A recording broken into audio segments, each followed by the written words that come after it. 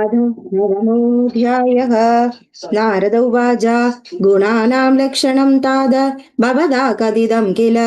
न तृप्तोऽस्मि पिबन्मिष्टं त्वन्मुखात् प्रच्युतं रसं गुणानां तु परिज्ञानं यदा वदनुवर्णय येनाकं परं मां शान्तिम् अधिगच्छामि चेतसि। व्यास उवाच इति पृष्टस्तु पुत्रेण नारदेन महात्मना उवाच जगत्कर्ता राजो गुणसमुद्भवक ब्रह्मोवाच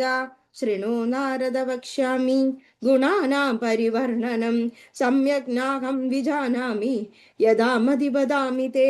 सत्वं तु केवलं नैव कुत्रापि परिलक्ष्यते मिश्रीभावात् तु तेषां वै मिश्रत्वं प्रतिभाति वै यदा काचिद्वरा नारी सर्वभूषणभूषिता हावभावयुता कामं भर्तुप्रीतिकरी भवेत् माता पित्रोस्तथा सैव बन्धुवर्गस्य प्रीतिदा दुःखं मोहं सप्तनीषु जनयत्यभिसैव हि एवं सत्त्वेन तेनैव स्त्रीत्वम् अपातितेन च रजस्तमश्चैव जनिता व्यधिरनन्यदा रजसा स्त्रीकृतेनैव तमसा च तदा पुनः अन्योन्यस्य समायोग अन्यदा प्रीतिबाधि वै अवस्थानात् स्वभावेषु नैव जात्यन्तराणि च लक्ष्यते विपरीतानि योगा नारद कुत्रचित् यदा रूपवती नारी यौवनेन विभूषिता लज्जा माधुर्ययुक्ता च तदा विनयसंयुधा कामशास्त्रविधिज्ञा च धर्मशास्त्रेऽपि सम्मदा भर्तुप्रीतिकरी भूत्वा सपत्नीनां च दुःखदा मोहदुःखस्वभावस्था सत्त्वस्तेत्युच्यते जनैः तदा सत्त्वं विकुर्वाणम् अन्यभावं विभावति चन्द्रैरुपद्रतानां हि साधूनां सुगता भवेत् दुःखामूढा च दस्यूनां सैव सेना तदा गुणा विपरीतप्रतीतं वै वर्जयन्ति स्वभावदः यदा च दुर्दिनं जातं महामेककनावृतं विद्युत्स्तनिदसंयुक्तं तिमिरेणावगुण्डितं सञ्चिद्भूमिं प्रवर्षद्वै तमोरूपमुदाहृतं यदेतत्कर्षणां वै तदेवादीव दुर्दिनं बीजोपस्करयुक्तानां सुगधं प्रभवत्युद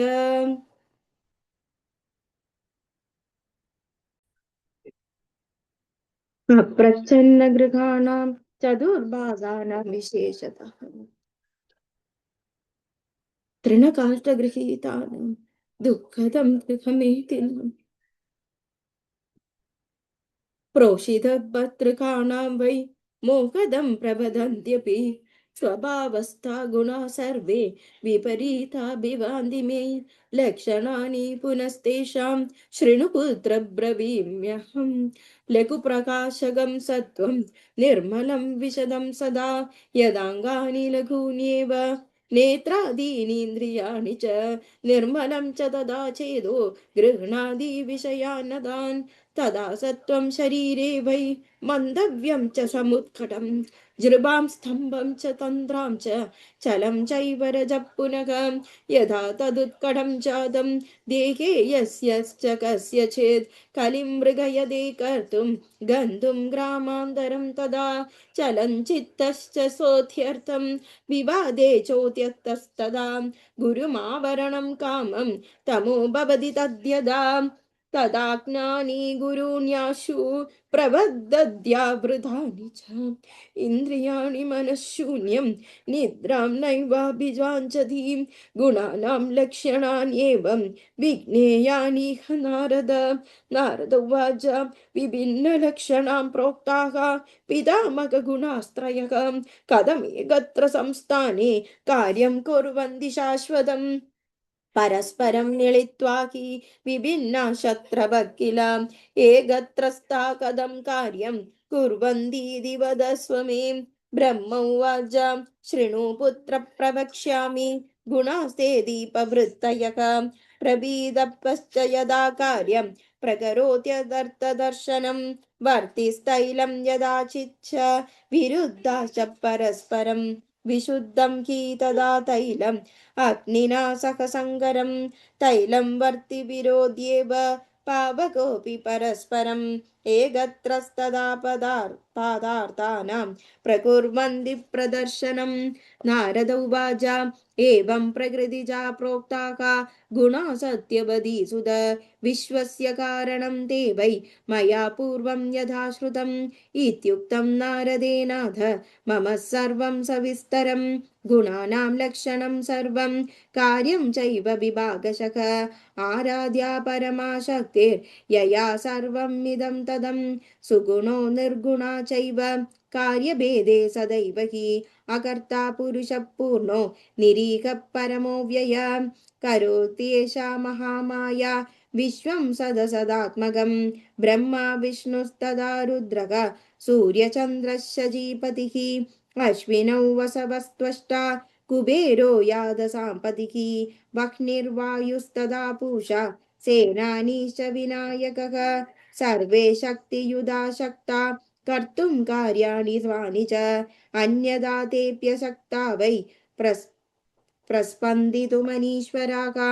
सा चैव कारणं राजन् जगतः परमेश्वरी समाराधयतां भूप कुरुं यज्ञं जनाधिप पूजनं परया भक्त्या तस्या एव विधानदका महालक्ष्मी महाकाली तदा महासरस्वती ईश्वरी सर्वभूतानां सर्वकारणकारणं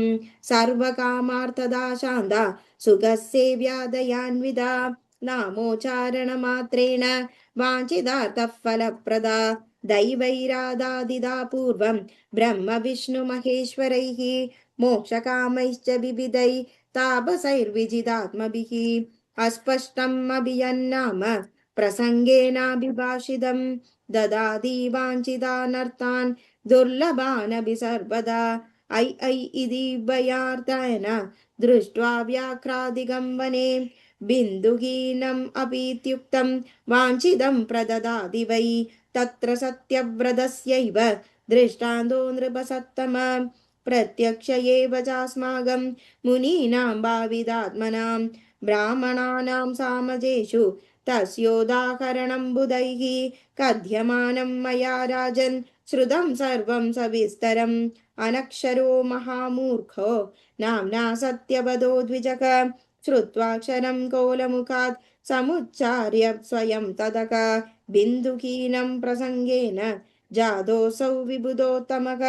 ऐकारो चरणादेवी तुष्टा भगवती तदा चकार कविराजं तं दयार्द्रा परमेश्वरी इति श्रीदेवी भागवते तृतीयस्कन्धे नवमोऽध्यायः सर्वत्र गोविन्दनाम सङ्कीर्तनं गोविन्द गोविन्द थैंक यू।